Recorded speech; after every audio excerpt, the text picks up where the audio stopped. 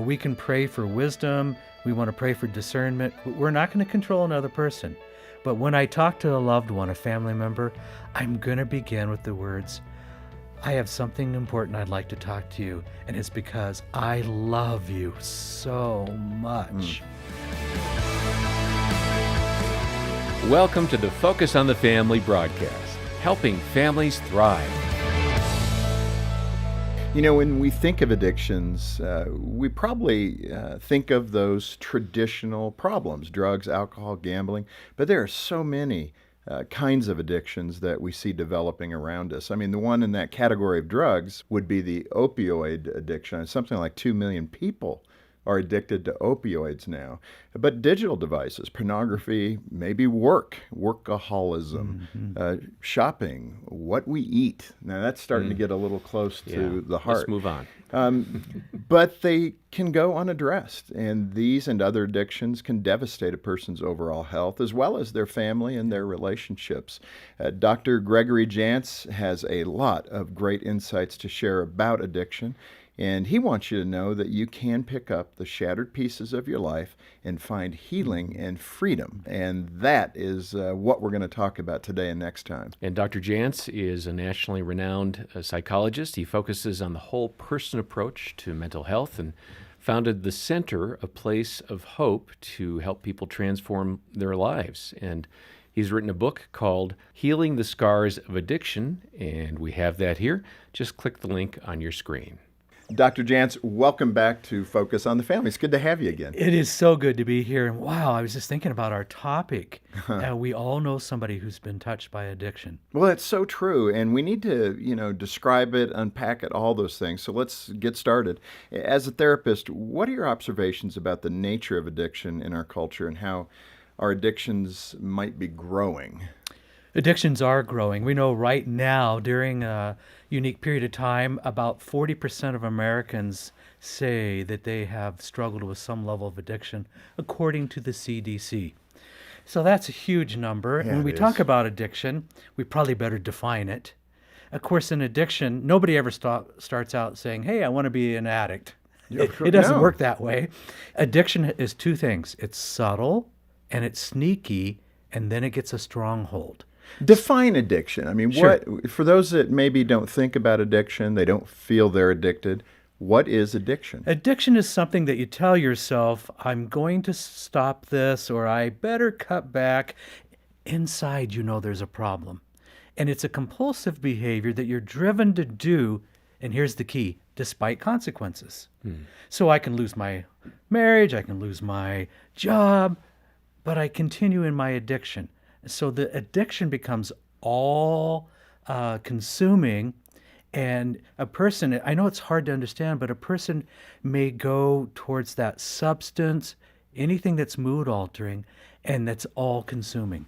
And they will put everything on the line and lose everything. Now that's hard to understand, but that's the power of addiction. So I want to be really clear in case somebody is struggling defining their actions. Yes.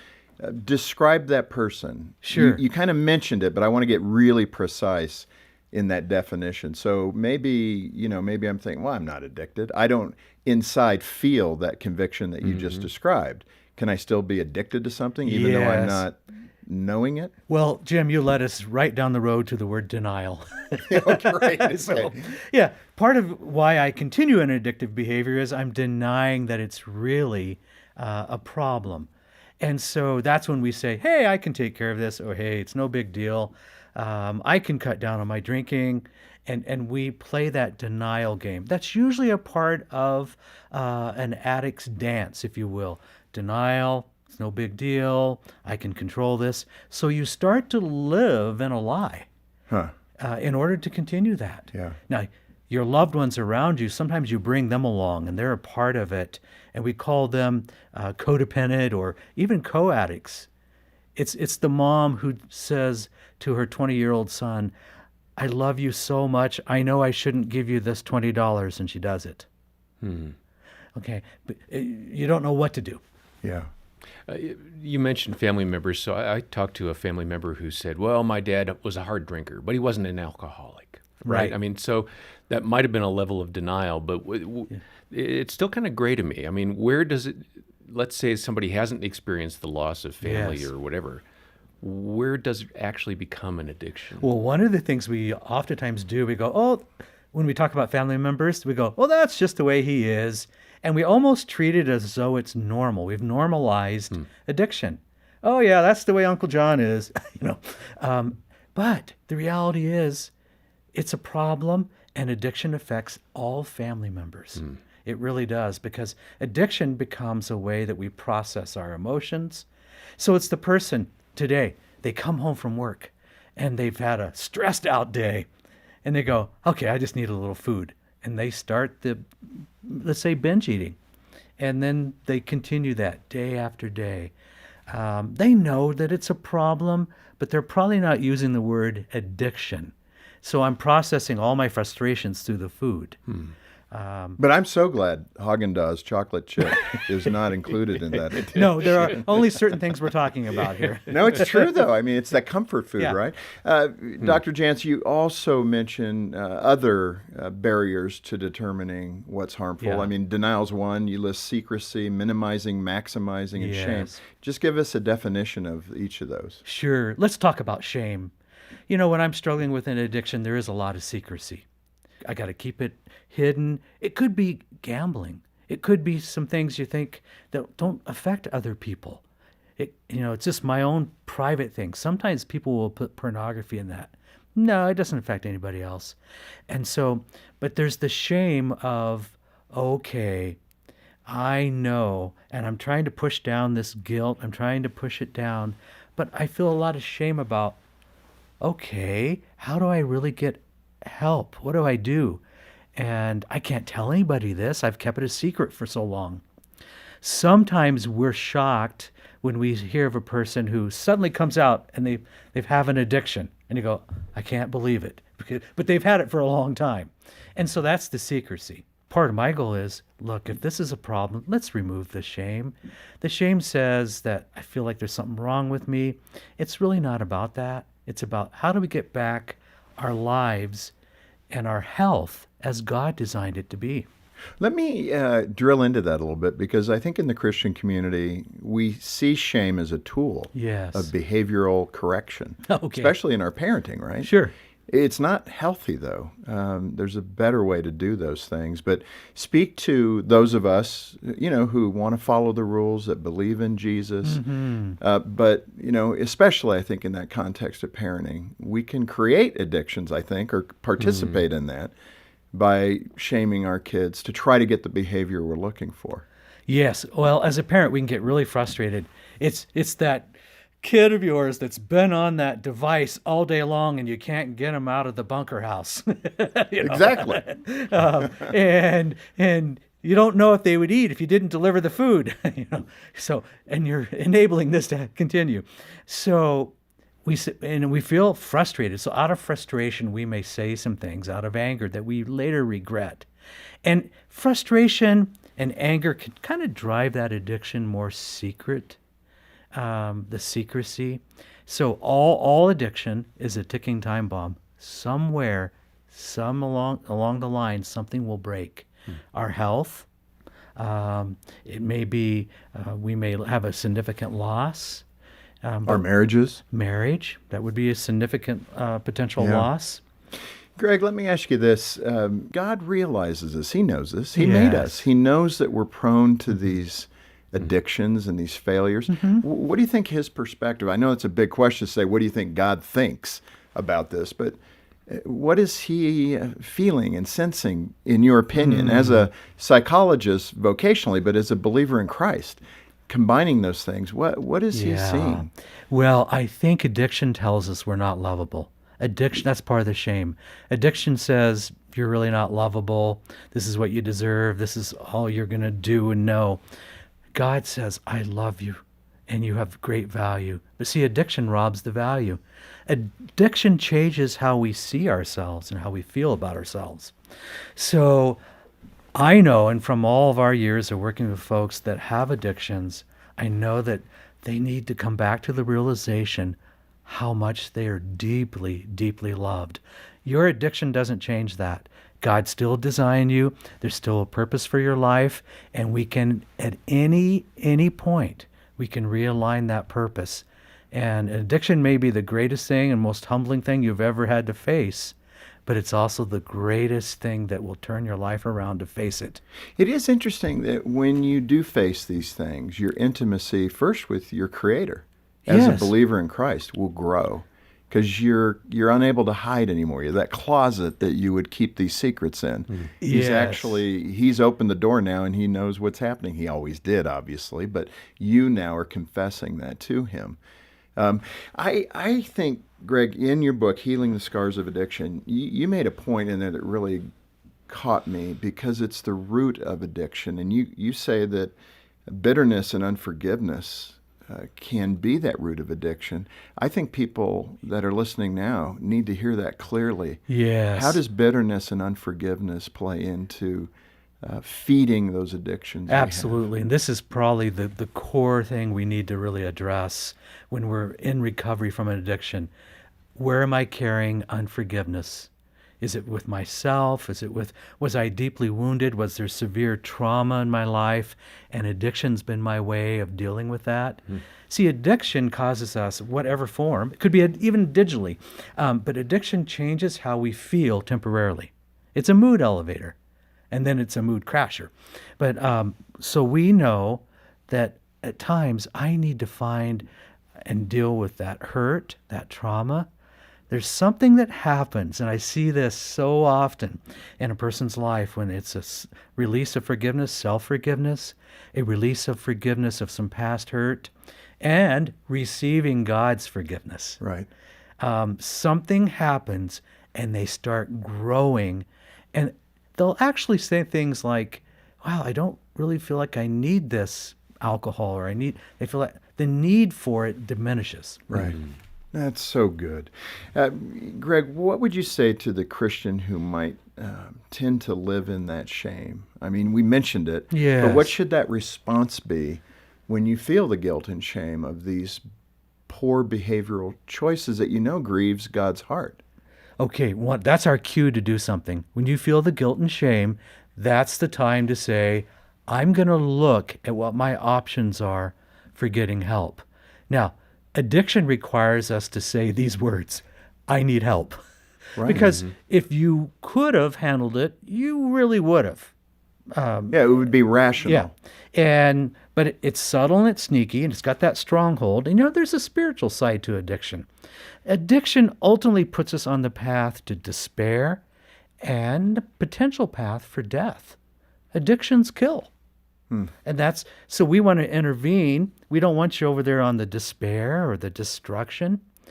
And so when you feel that guilt, that's just the cue to go, okay, this is bigger than me. I need to ask for help. I'm thinking of something that Dr. Archhart has, I've referred to this before, Jim. He said when we bring that temptation out Yes. into the light, it robs that temptation of the power. I hear you saying something similar, Dr. Yes. Jantz, that when I sense I need help, I should be expressing that to somebody and kind of get it out on the table. That's my cue. Yeah. Okay, today I'm going to take an action step.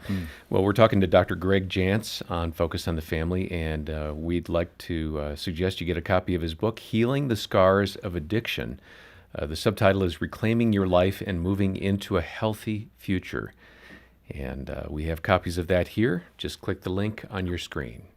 Dr. Jantz, let's speak to some of the very specific addictions. I mentioned a list at the beginning of the Yes, program, yes. but opioid or substance addictions, describe them, and let's particularly look at opioid addiction because it's in the headlines so often now, and so many people have fallen prey to that. But talk about substance abuse generally, and then opioid addiction specifically. There are what I'll call some innocent addictions. That's a person who has been given the pain medication, the opioids, and they didn't intend to be addicted to them. After surgery, Or something after like that? surgery. It's an innocent, if you will, addiction. I use these prescribed medications, and oh boy, this took me down a path, and I can't believe where I am today. We also know there are addictions that a person just turns to. It's a stressful time, period of chronic stress, and they start to go back to something they used to do. Maybe it's alcohol. And maybe they've used it for 3 months, and all of a sudden, here it is again. It's more of a full-blown addiction. They're doing it every day. They're becoming sneakier and sneakier. They're hiding it. They're hiding money related to it. We know that gambling actually has really increased, the gambling addiction. Right now, and I would like to use the word cyber addiction. That's not a real technical term. There's no diagnosis for it, at least yet. But I can tell you there are people that they live their life with this, they're digitized. Right. And you've seen it with folks. They've been online 8 or 10 hours and they come out of it and their emotions are blunted. They seem dull and they seem irritable. So there is something that happens, and I am going to say that we see people who come to us, and initially they turn in anything with a screen on it. I can tell you about a half of the folks that we work with, by day 3, have sweaty palms, their heart rate's up, they're Anxious. irritable, they're having like symptoms of withdrawal. Yeah. And they'll say things like, "Hey, I just need to get my laptop. I forgot to do an email," or whatever. They're craving it back, and they're starting to have all those symptoms of addiction. So we do see that. Yeah, and if that person is caught in that kind of innocent addiction, what do you suggest they do? I mean, they may be hearing this today and saying, "Man, that's me. I just had knee surgery. My doctor prescribed an opioid for the pain, and it's been 3 months now." Right. What we do know is there are good non-narcotic substitutes or replacements. We're seeing those used more. But it is very difficult. There is something that is required sometimes where it's really what we call a medical detox. The person's body is so dependent that we need to be very careful when they come off of that substance. There's also the area of food addiction. Yeah, I mean, that's one of the things I was going to touch on. I mean, and again, in food addiction, I would think it might be difficult to define that. If, again, you're having a dessert every couple of weeks, you probably are okay. But if you're doing it every night, or you need the sugar, you probably Yes, are in and trouble. Jim, I can share a personal story on this one. When I first started, did a lot of work with eating disorders. And I really fell into the workaholic traits. And I was working way too much. And though doing well, I was passionate about it. It was an innocent addiction, but before I knew it, and it's embarrassed to say, it's 6 days a week, and then it's Sunday afternoon, and you say, "Yeah, I'll see you Sunday afternoon." And so it's subtle and sneaky, but I fell into that. Well, I also had a period in my life, though it's been a while back, where, I can't wait to get home to have my half gallon of ice cream too. Yeah. It's like, Yikes. I'm starting to do the very things of the people that I'm working with. And I fell into some really unhealthy behaviors, and I had to do a timeout on myself. I had to reset a lot of things in my personal life. Otherwise, I was going to have a lot of regret. One of the key things you're saying, though, is self-awareness. It feels Yes. like what you're describing is there's a fork in the road.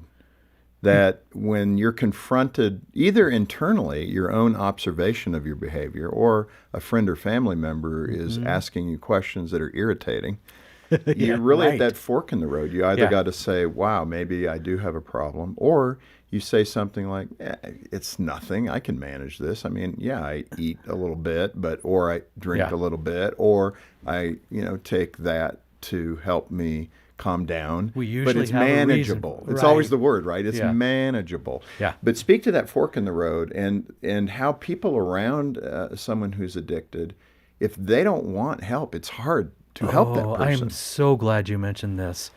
The key word in addiction is manipulation. The addict, person who's struggling, can manipulate you, and before you know it, you've given them $20. They're pretty good manipulators. And then you end up manipulating the situation because it's easier now. It's just easier if they just go do their thing. I'm not going to upset things anymore. Every time I've talked to them about it, I'm afraid of the reaction. And so you fall into your own patterns as well. Yeah, I'd love to just share a story for parents that might be thinking my child has a problem Yes. in regards to eating. We had a daughter who was super healthy, only she went to extremes. And for a while, we just said, oh, well, she's just eating well. Right. Or she's not eating as much as she needs to.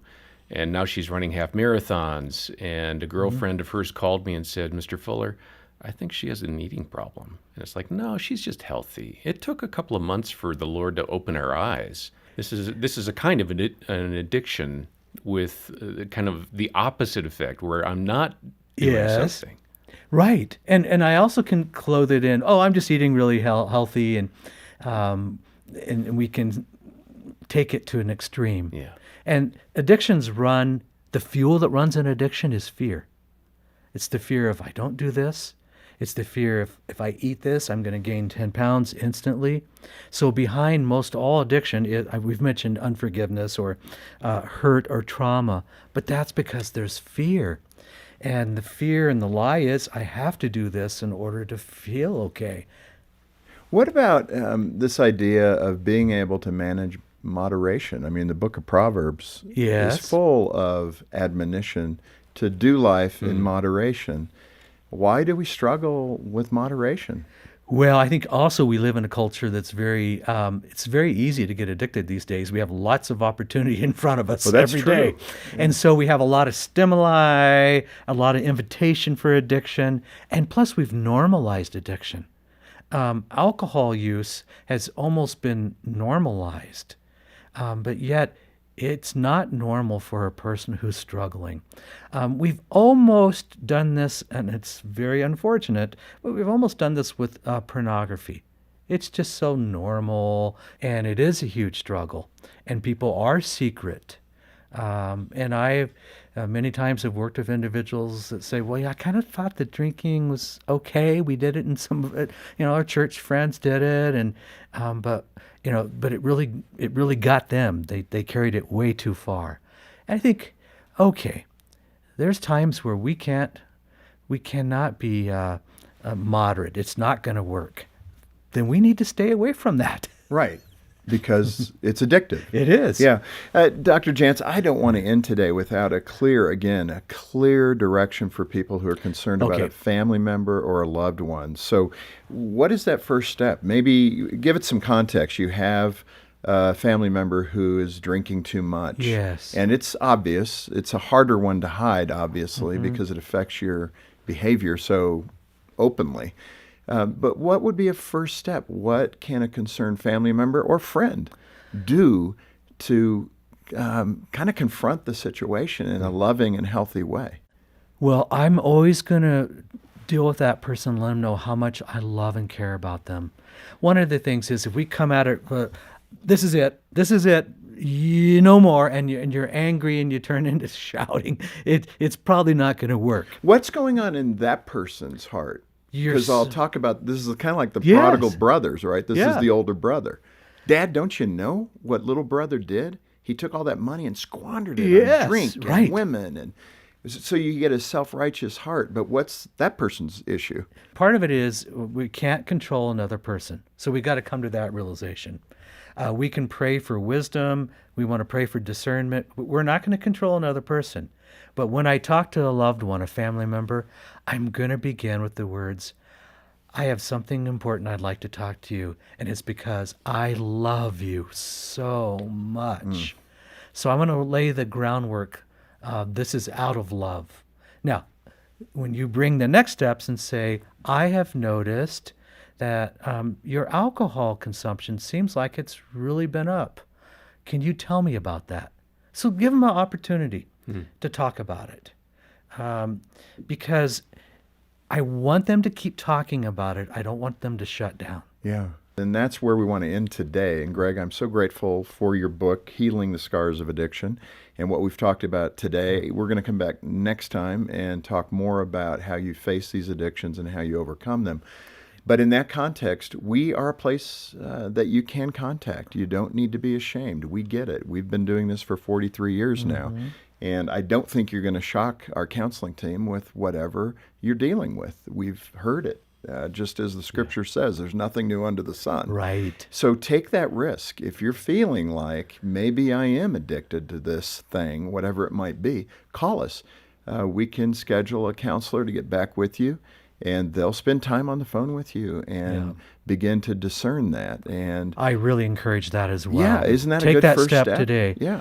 Yes. It's anonymous. I mean, we're not going to dig in. You don't have to worry. We're not going to disclose that conversation. And that is a great first step. In addition to that, you can get a copy of Greg's book. If you need it, we're going to send it to you. So just call us. If you can't afford it, we get it. That isn't the barrier, because we do have other supporters that I know God will move their heart to send a gift to help cover the cost of that.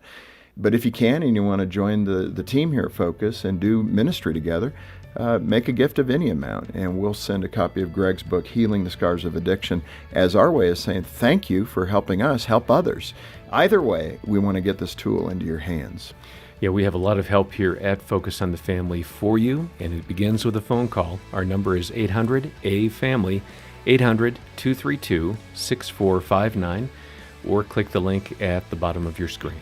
Greg, thank you so much for being with us, and I'm looking forward to our conversation tomorrow. Yes, let's do it. And on behalf of Jim Daly and the entire team here, thanks for joining us today for Focus on the Family. I'm John Fuller, inviting you back as we once again help you and your family thrive in Christ.